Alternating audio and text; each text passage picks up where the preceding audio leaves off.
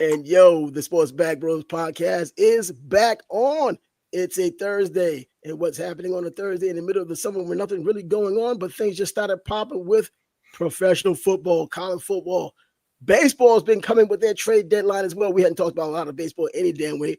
But today happens to be the Hall of Fame game, the first game of the NFL season, even though it is a preseason game.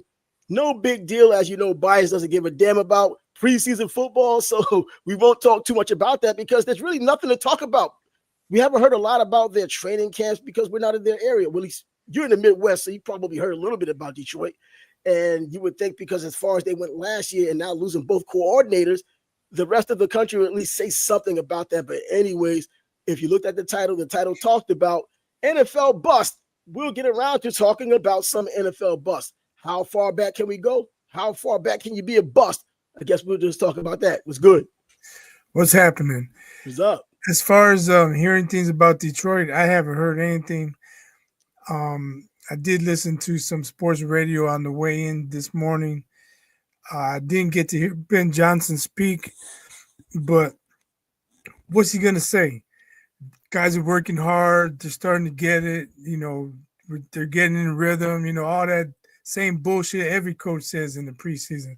So I don't know, but they're talking about Ben Johnson has an air of confidence about him, and he doesn't mind telling people when they're fucking up and tell them get your ass on the sideline and watch how it's done. So I guess that's a good thing. I don't know if that's been around Hallis Hall, which is the Bears' practice facility. If it's been around for a while, during the Lovie Smith era, social media wasn't prevalent, so it didn't really have a lot of inside information. But I would imagine Lovie ran a pretty tight ship. But anyway, so that's good to hear. If one thing didn't bother Bears fans more than this, it had to be stupid penalties, not lining up properly, not snapping the ball on time, reckless offensive penalties, putting you in third and long situations. So it looks like Ben Johnson's working on that. So that's a good thing. Yeah, I've been on the internet and I've seen, at least with YouTube, there was a guy a couple of days ago who was a huge Bears fan. Everybody has their little page or their little site, and I guess his is a bigger site. He's a Bears fan, a diehard Bears fan. It just happened to pop up in my feed, and I'm listening to him. He's saying a lot of what you said, and they're just talking about the difference between he and Eberflus with the lose.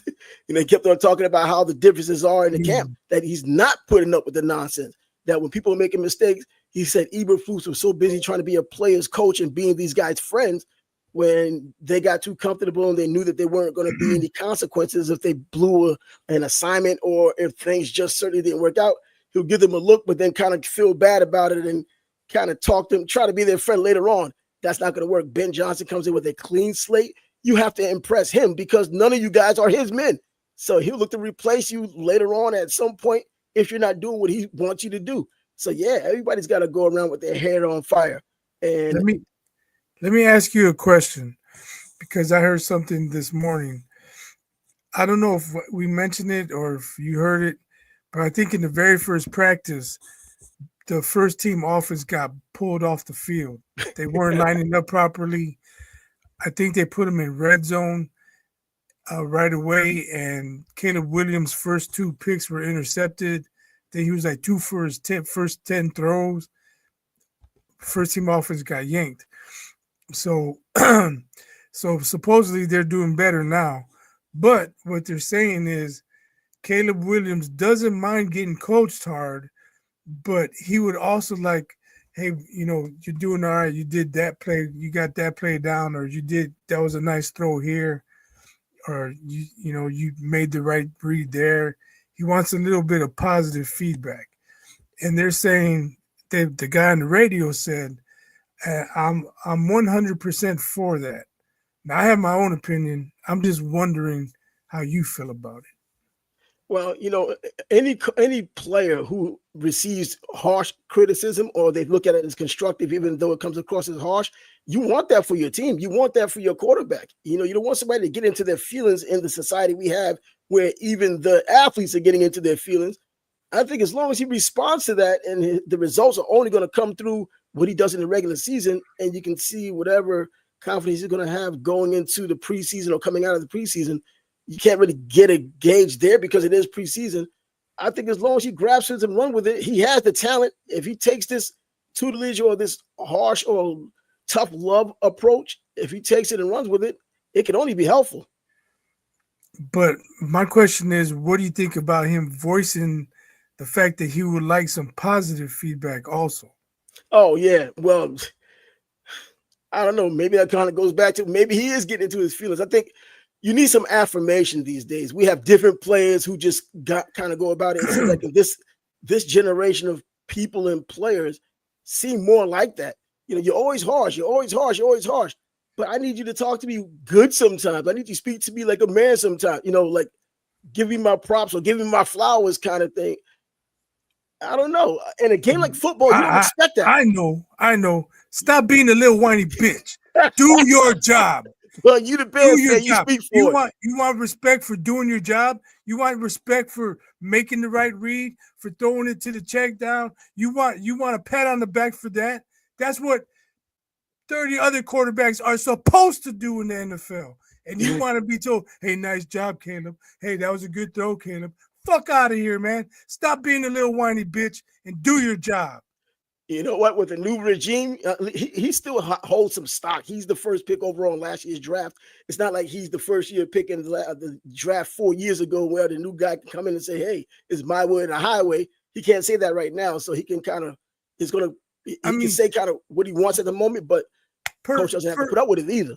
Perfect example. You even talked about Mike Singletary and how Buddy Ryan used to diss him, call him little fat guy or whatever. Everything. I'm sure Mike Singletary wanted some positive reinforcement from Buddy Ryan, but did he whine about it? Did he get it? Did he whine when he didn't get it?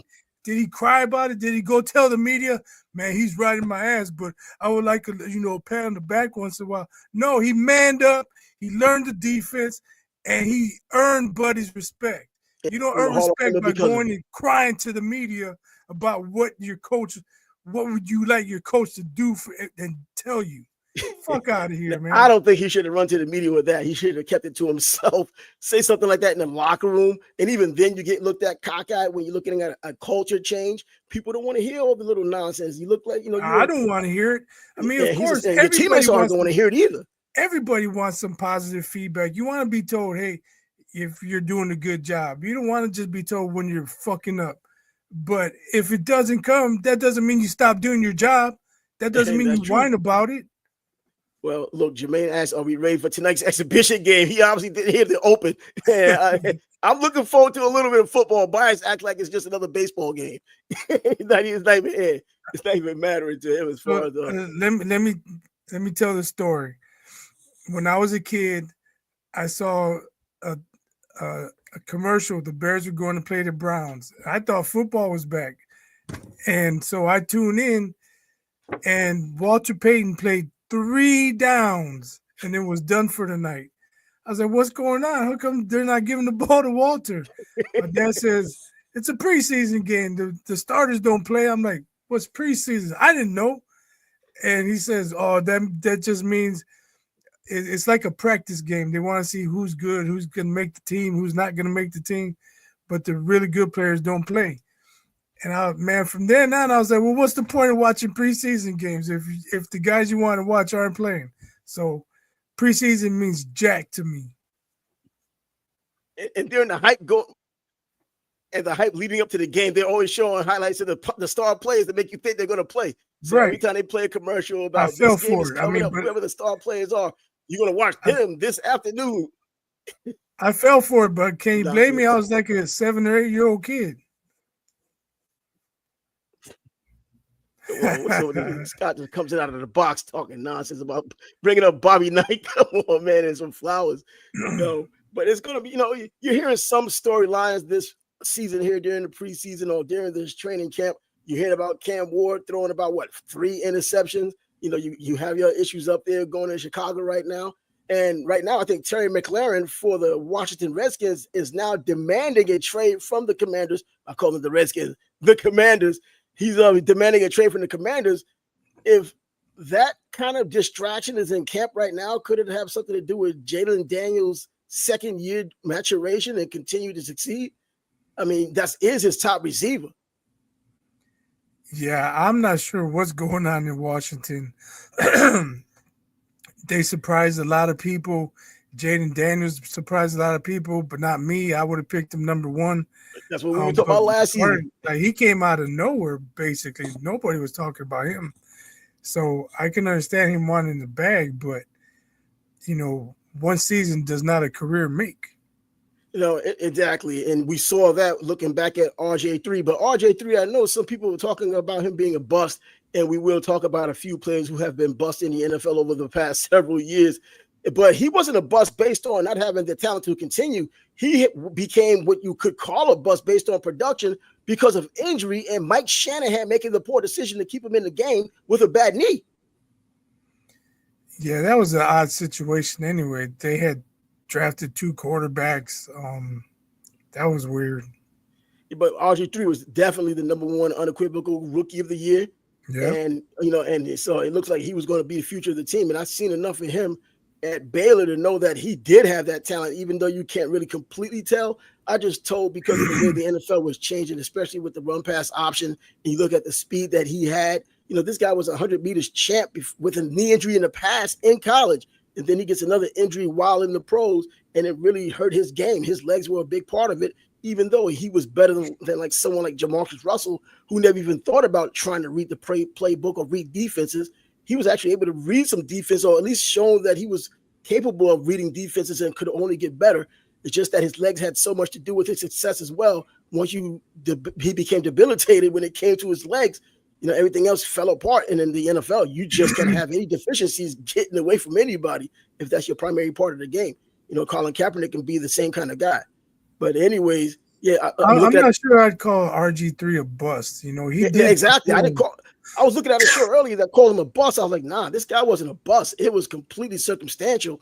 The circumstance being his bad knees, and Mike Shanahan specifically keeping him in there for that game. And when he should have been playing, of course, he's a competitor. He kind of talked him into letting him play. Man, sometimes you got to, like boxing, you got to protect these players for themselves. Right. Yeah, and that's what he did. Being a competitor should have been overridden by the head coach being the head coach and doing his job like that. But that's another story for a little bit later. The Jets, I know there's a lot of enthusiasm. I'm knowing just being a Jets fan and kind of keeping up with them. Aaron Glenn's first year, all the players. I know it comes with a lot of different new coaching staffers, staffers, right? He's sounding Ricky Henderson here. But they're talking about how well he runs a practice. They're not used to him running a practice like that. And I'm thinking to myself, where did he learn that from? He used to be a Jet himself. They never practiced like that. But apparently over the years he's been coaching and now being a defensive coordinator for a successful Detroit team, he saw or have seen things the way they're supposed to be done, bringing it to the Jets, being physical for the first time in years, according to a lot of players and to a lot of insiders who've been there before him and other coaches, saying this is the most physical they've been in training camp. But Justin Fields having some issues up and down today, coming back from a dislocated toe, already started with the injuries. That's not going to heal up between now and game 1. That's just not. You're just going to have a high tolerance for pain. Yeah, and plus he's a guy who needs his feet, so I don't know how that's going to translate him. Yep. I'm sure they want him behind center. Because in practice, you're not going to.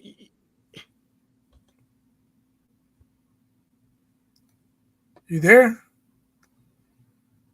I can't hear you. Check my I'm checking my connection. I don't know. You can't hear me? Let me see. No, I can hear you now. Okay, I don't know what's going on with this connection. We did have some rain. But I was saying he's a guy that I know some more. Can you hear me? Yeah, I can hear you. I was saying Justin's a guy that he needs his feet, probably more so than every other quarterback in the league almost. If he has no mobility, then what does he have? He hasn't shown he can be a Exactly. proficient pocket passer.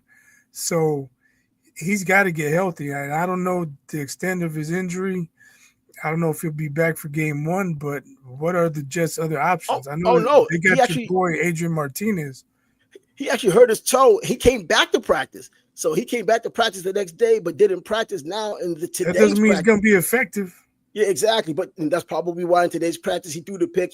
He threw some good passes, but then he floated a few over, and I think that had to do with the step he's making with that foot to throw the ball. You know how that foot has a lot to do with the way the ball might float over a receiver's head that you're aiming for. But then Tyrod Taylor, that's the second quarterback, and then Adrian Martinez is the third quarterback. So and Tyler, and Tyrod Taylor's he's been in the league 13, 14 years. He's seen a lot, whether he's been completely successful or intermittently successful. He's been serviceable enough to play for multiple teams over 13, 14 seasons. But I'm still, and I have been intrigued since last year with Adrian Martinez.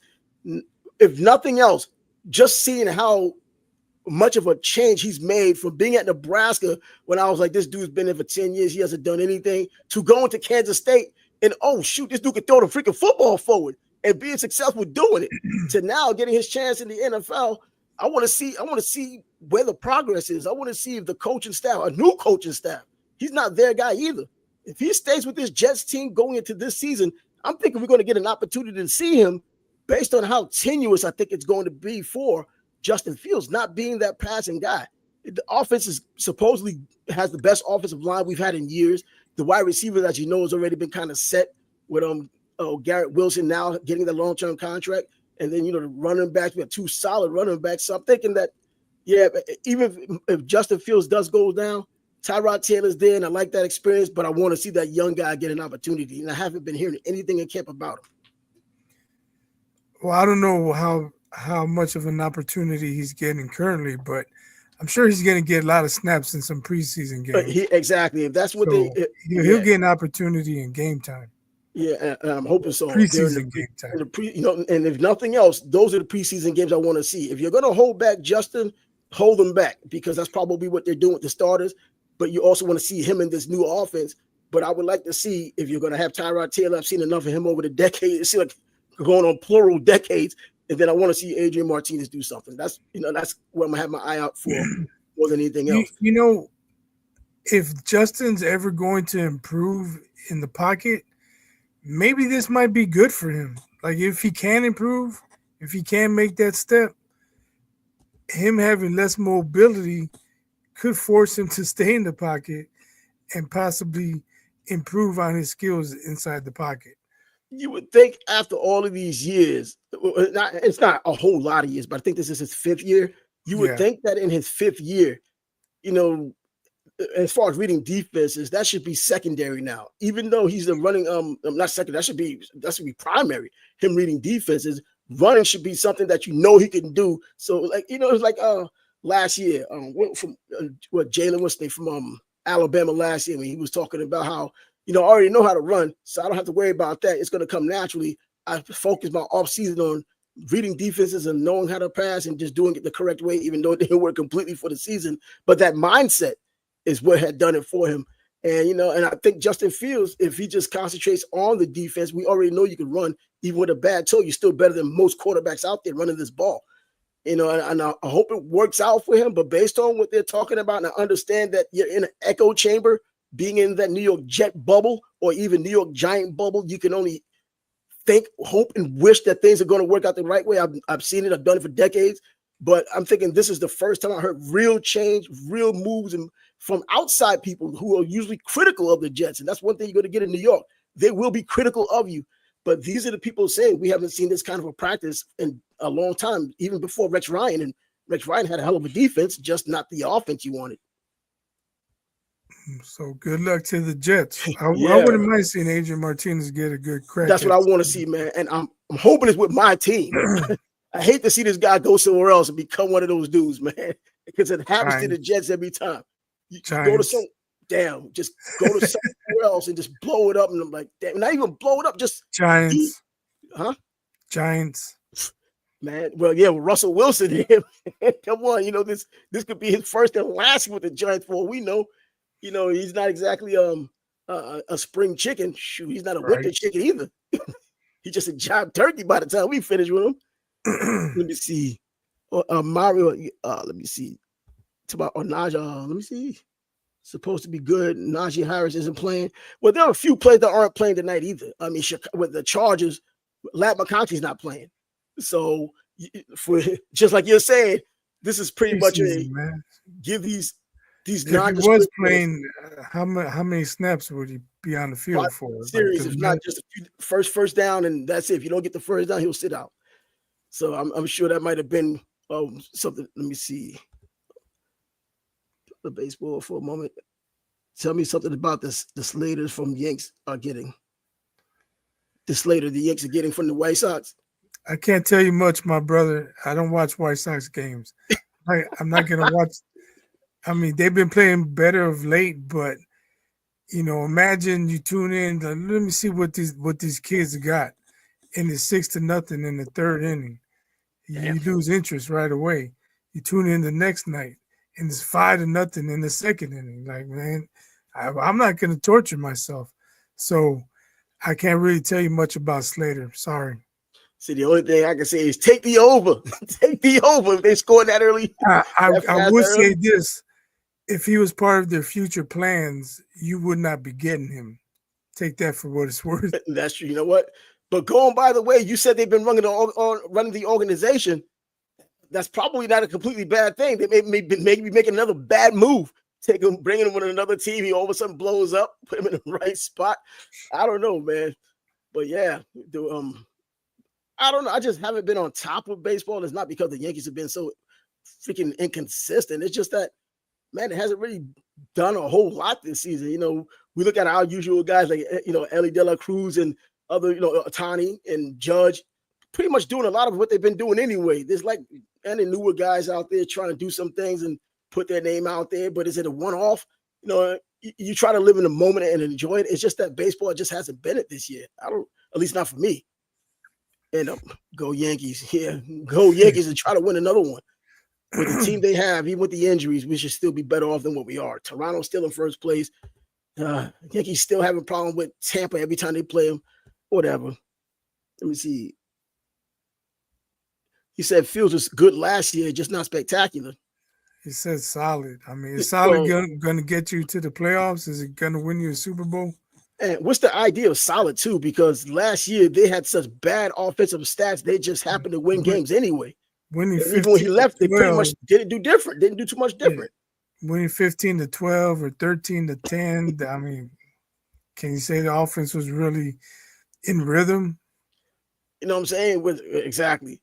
But anyway, let's see it. Let me see. Hold on. The Yankees haven't given us nothing to cheer. Exactly. The Yankees haven't given us nothing to cheer about. When you're a Yankee fan, you just don't go on a 2 or 3 game winning streak or even 4 or 5 game winning streak and get happy about it when you beat on bad teams. Well, the last I checked, the Detroit Tigers have an outrageous team. The Milwaukee Brewers have an outrageous team this year. Teams that you never expected to be this good, this fast, or good at all anytime soon. Those are the ones ahead, and you still have LA doing as the defending champs. So check this out. For the Tigers, you have Javi Baez having a resurgence, and he was a Cubs cast off. And Andrew Vaughn's been going crazy for the Brewers. The White Sox sent him to the minor leagues. Then they traded him to Milwaukee. I think his first game he hit a home run. Second game he had a walk-off hit. See, he's been contributing mightily to their resurgence, man. See, that's what I'm talking about with these White Sox. Just because you never know, Slater might come in and that's what I'm saying, man. Have a 1.2 ERA for the rest of the year. He comes from another team. He'll come from the White Sox. It looks like they make more bad moves than good moves. Maybe they're just moving salaries. I don't know what the hell's going on. And speaking of the Cubs, man, we would be remiss, even though you're not a Cubs fan, of Ryan Sandberg passing away. I know it's been a couple of days since, but Ryan Sandberg passed away for the Chicago Cubs, Chicago Cub legend. He wasn't that old. Did they say about what he had passed away from? I'm pretty sure he had cancer. That's the way it seems like everybody, because I'm pretty sure. I don't quote me on that. I'm not positive, but boxing wise, you said I'm not a Cubs fan, so I really don't pay attention. Who just passed in boxing? He had cancer. Who? Yeah, but either way, who? Oh, you can hear me? I can hear You hear you me now? now. Yeah, I don't know what's going on down That's here. crazy. It hadn't even You shown going me on in and the. out. It hadn't even shown me on the. But anyway, man, we need to get to the topic at hand. And the topic at hand is NFL bust. Now, how far back did we go? Whatever. If you can remember a bust, we throw a bust out there.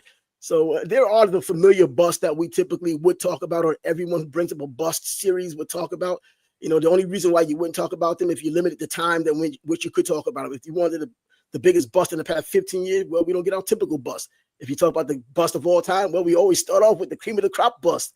And, you know, Tony Manders is always going to lead the list, but now you have Jamarcus Russell. Do they just happen to be 1A, 1B? I mean, just to talk about those guys is like crazy. But then you go back even further, you can talk about Jeff George. Jeff George was a bust, but the talent that he had coming out of Illinois he had everything, but and including a 10-cent head.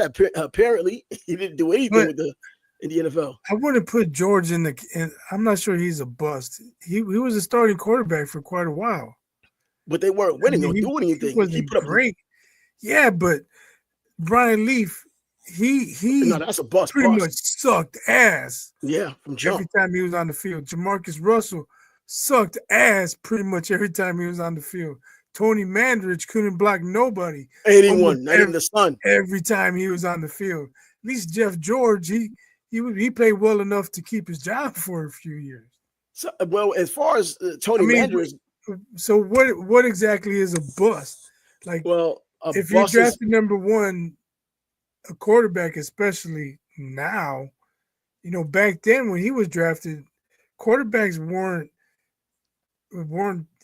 regarded as highly as they are now. Like, if you don't have a quarterback, it's like you don't have a chance to win. Well, back then you needed a strong defense and a running game, and the quarterback, a lot of them were merely game managers. Hey, just don't lose us the game. Well, I don't know. When you look back then, even with the quarterback position, you think about what happened with the West Coast offense and what Bill Walsh did with that San Francisco 49er team, and everybody trying to mimic what happened there. And then you get that 49er tree that broke off and how it went up there in Green Bay and everywhere else and doing a lot of the same things. I think Jeff George, they got him to build that kind of a team around. And it's either they failed to put the players around him or he was that bad. And we've seen him play. And there were times, and if not a lot of times, he was actually that bad. As much talent as he had, they talk about arm talent. But if you have arm talent thrown into the wrong team, that's what kind of, how talented are you really? It's just that, and every time he went somewhere else, you thought it would be a different story. And it always came back to him making the mistakes and the team that picked him up not doing anything because of him. So Jeff George, I think, kind of falls in there because there was so much expected. They were talking about just ability-wise, more ability than Joe Montana in terms of just overall ability, not the being smart enough, that football IQ and all that. But as far as the physical gifts, he was supposed to have been that guy. And now with Tony Mandridge being number 2 overall, I think as being a big bust because of the hype that came with him, if you lived in the moment and talked about how he was talking about fighting Mike Tyson, so that was even outside of football. So he made himself a superhero kind of character. Yeah, he wanted to fight Mike Tyson back when Mike was considered invincible. This is before Buster Douglas. This is when he was talking that nonsense. Anybody can say that, but it's not like he reached out to his camp and tried. But back then, nothing. But back then, we couldn't call him out. There was no social media. The media just printed the headlines, and we just read it. We complained. No way, that never happened. That doesn't mean he deserves respect for saying, "Yeah, I'll fight." No, he didn't deserve respect. But the naive people, if you don't actually go for it, then what do your words mean? They mean jack shit. It was worse than people were more because of the hype that came off of him running the 40 and 40. I'm just saying, I'm not giving him no kind of respect because he said he would fight. Oh, Tyson. No, not you. But there was more than enough people who really thought that this was going to be there's a lot of stupid people. Absolutely. Just like the people who thought that Conor McGregor was going to beat Floyd Mayweather. They had no doubt in their mind. Once he touches Floyd Mayweather, he's getting knocked out. I mean, Dana White, I never seen a puncher as hard as Conor McGregor before, whether it was part of the hype or whatever. But this is what people believed when Tony Mandridge was coming out and he was talking that nonsense about Mike Tyson. And people were thinking that this football player, because of his size and because of the weights and because of how big he was going to beat Mike Tyson. It didn't make any damn sense to me being pro boxer. I'm like, no way. But there's guys on my block, but man, I can't wait to see it. As if it was a possibility, but it was part of the marketing. And that's what got him out there. So I guess part of that, that compounded what he was supposed to have been. And then when he goes out there, he destroyed. And then he's talking crack about Reggie White. And then the first time they meet, it was like he was on skates. Reggie just went upside his head a few times, and that was about it. Eventually, he didn't. Overall, he turned out to be a decent player because he ended up going to Indianapolis, plays guard. He's better off as a guard. And then, he has a decent NFL career after that. And now he's pretty open, just talking about how bad he really was. And then the things that led to it, like the painkiller addiction. And then, of course, Uber steroids that he was using. We remember that big picture on the front of Sports Illustrated, the incredible bulk. And they talked about his grocery list back then was like $400 a week back then. It's crazy. Come on. But I think definitely that's 3 of the top 5: Leaf, Mandridge, and Russell. Leaf, Mandridge, and Russell. The top 5, yeah. Yeah, I think that's probably a Mount Rushmore with an extra guy. If you had a 5-man Mount Rushmore, that might be it. George, but I think, is debatable. We probably could come up with a couple others ahead of George, I think. Yeah, I think I could come up with even Rick Meyer. Rick Meyer was supposed to have been a great quarterback coming out of Notre Dame. He goes to Seattle. He puts up a good year. I think he was like what number was he drafted? I think it was 2. He was really drafted that high? 2 or 3 coming out of Notre Dame. He was what early pick. What about your Miami quarterbacks? Bro, I never, other than Vinny Testaverde, because he was number 1 overall, but that's my dude, period. But these Miami quarterbacks. Where was Torretta drafted? Torretta was like a 7th rounder, 5th or 7th round or something like that. What about Walsh? Who? He played for the Bears. Oh yeah. Steve Walsh, I think he was a third rounder coming out of Miami. He was solid. He was solid, but he ended up with the Saints first before he went to the Bears.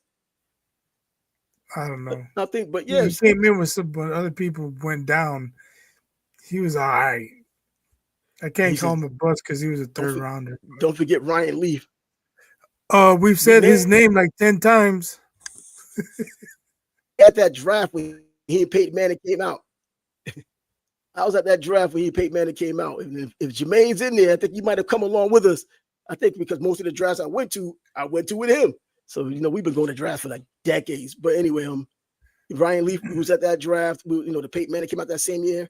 I think was it Simeon Rice and Kevin Hardy and Jonathan Ogden? I don't know if it was that year, but I remember when they came out, there was this guy in the stands trying to start nonsense with Jonathan Ogden as he was walking by. I'm like, bro, get a life, man.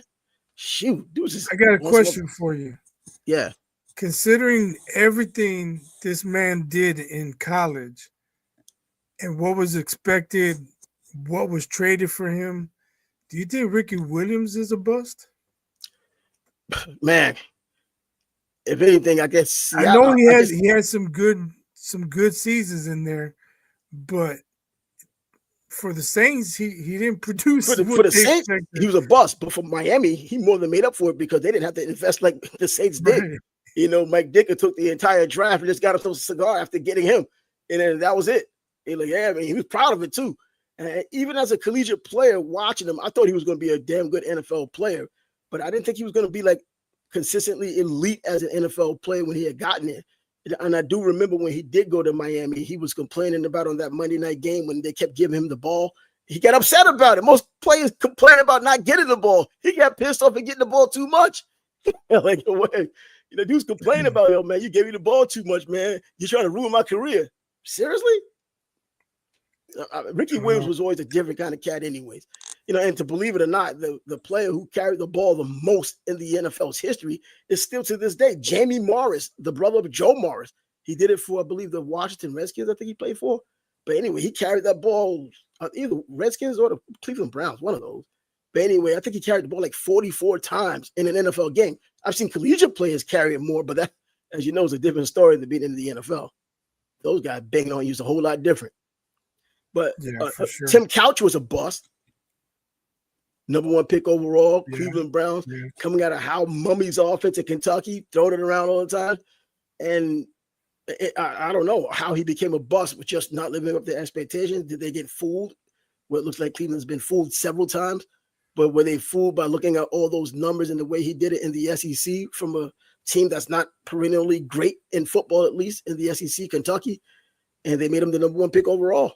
And he Now, just see, didn't live up to it. I would consider Tim Couch more of a bust than Jeff George. Jeff George. Yeah. You know, for sure. well, because they were both first pick overall. But you know what? Jeff George did have staying power, and Tim Couch didn't. That's what I'm saying. Yeah, Jeff George, you know, at least if it wasn't going to happen with Indianapolis, he bounced around. And Tim Couch just kind of came and went like quickly. And you can name a handful of quarterbacks that hadn't been number 1 picks overall, like Joey Harrington, that played for Oregon and came into the league. I think it was Seattle, I think it was. And he just wasn't any good.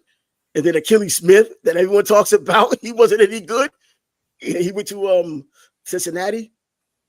So they talked about how smart and good he was before he came out, but they say a lot of good things about players.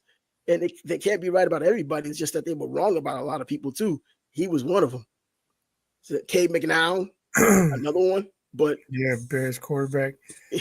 You know who he ended up playing all right in Buffalo, but for the Bears, he sucked ass. Doug Flutie. Doug Flutie just came out at a bad time. The Bears picked him up in the 2nd round. He should have gone to the Canadian League first. He should have gone to the NFL first. I think probably going to the CFL stunted his development. No, he went with the Bears first, and then he went to the CFL. Did he? I tell you, where the Bears get him from? Yeah, the Bears got him from Boston College, 2nd round draft pick. Are you sure about that? Yeah. Remember, that's the clown who threw that touchdown against the Canes back in '84. I remember that, but I don't think so. I'm gonna have to Google that. I'm gonna have to Google that because the Bears had Steve Fuller as their backup for a bunch of years when McMahon went down. But then, like, all the quarterbacks got hurt. They're like, all right, Dick was like, go ahead, Bambi, get in there. Okay, here it is. He went to the New Jersey Generals first. I knew he didn't go straight to the NFL. Then he went to the Chicago Bears because, well, he went there first because, remember, with that draft, you had that draft with both teams could draft you, but he chose to go to the NFL. But he went to the Chicago Bears after. That was his first NFL team. So he did play with that 1 year with the New Jersey Generals. I forgot all about that. He played with Herschel Walker. And then he came to the Chicago Bears and then went to New England from there. But he ultimately ended up in Buffalo and had a good season. I mean, a nice career at least. And he wasn't a bust. His unconventional style of playing, running around. That's what I said. He sucked in Chicago. He was all right in Buffalo. Bouncing around to all these different places in Canada kind of got him right. Because I don't care if he was a 2nd rounder, you know, the Hail Mary and all of that, he was a star. So it didn't matter. 1st round, 2nd round, 3rd round, Doug Flutie was a star. And he did not perform to the level of his stardom.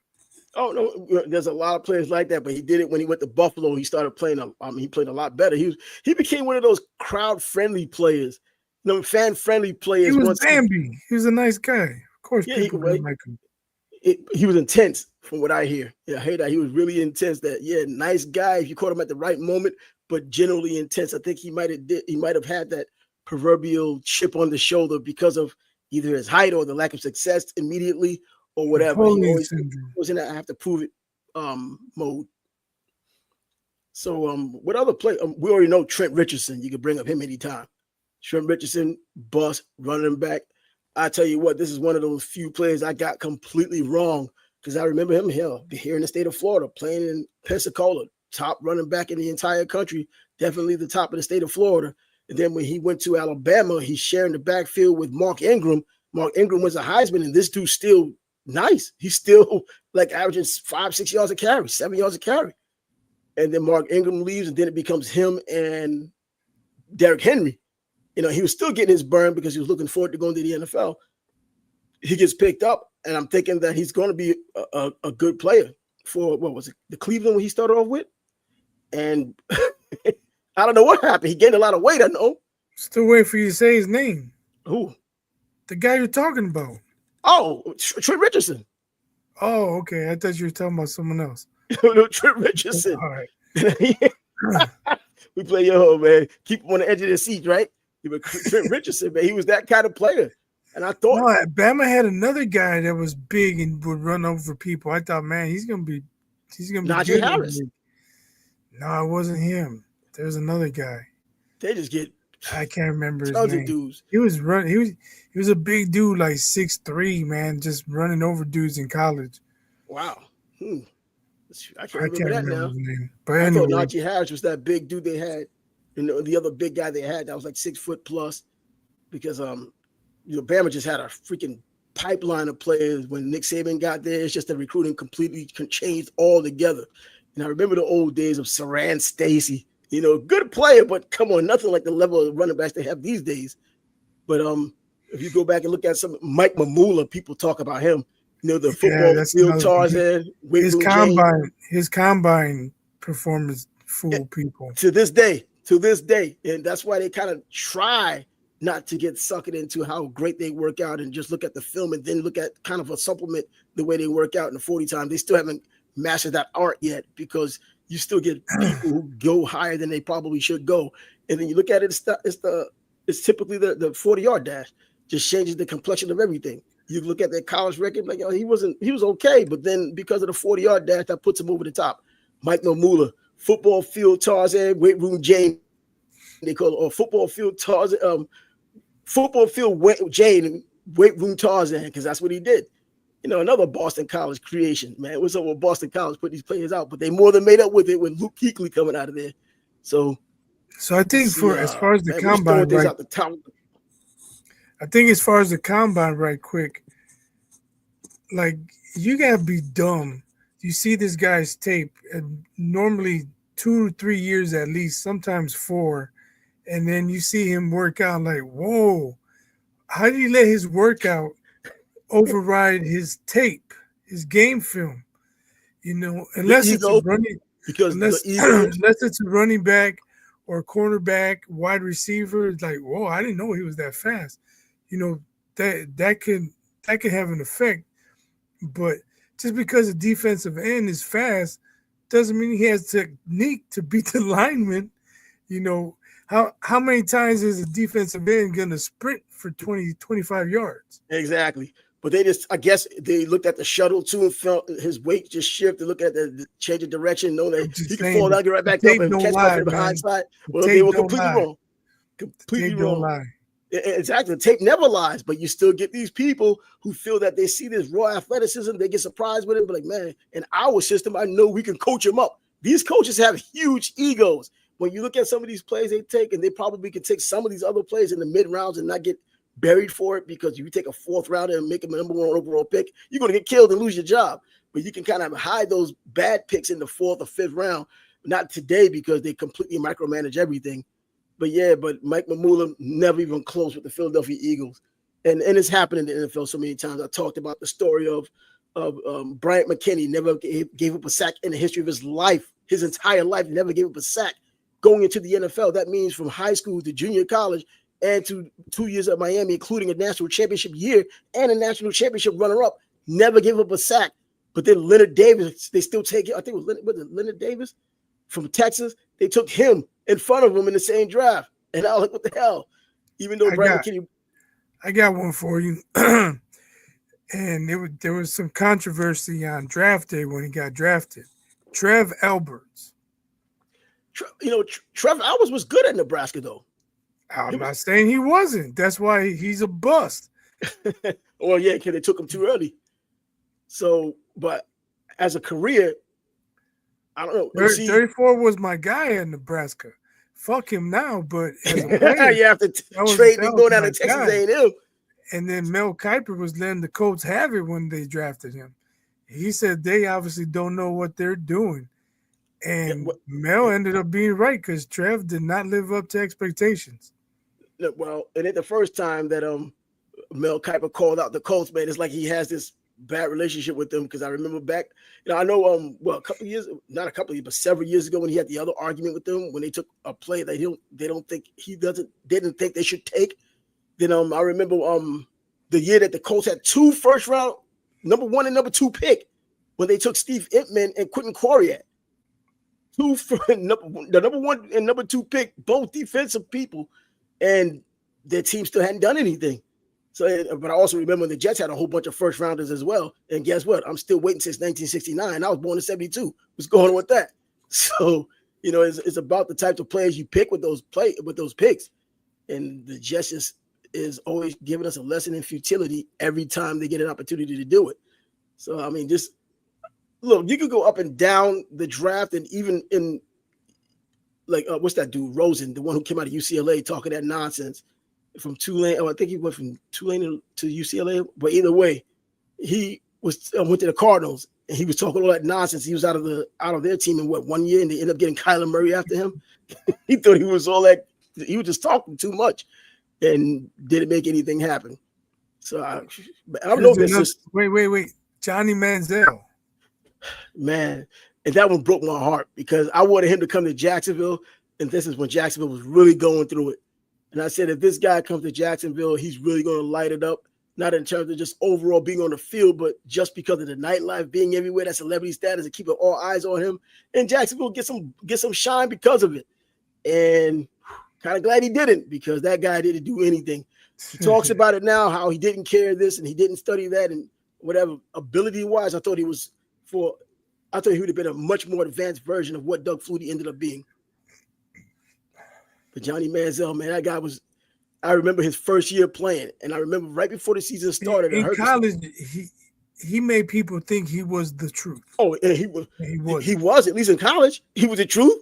I remember his redshirt freshman year. He just got in trouble that previous summer. And I'd heard people talking about him. I was like, all right, I wonder if this dude could really play.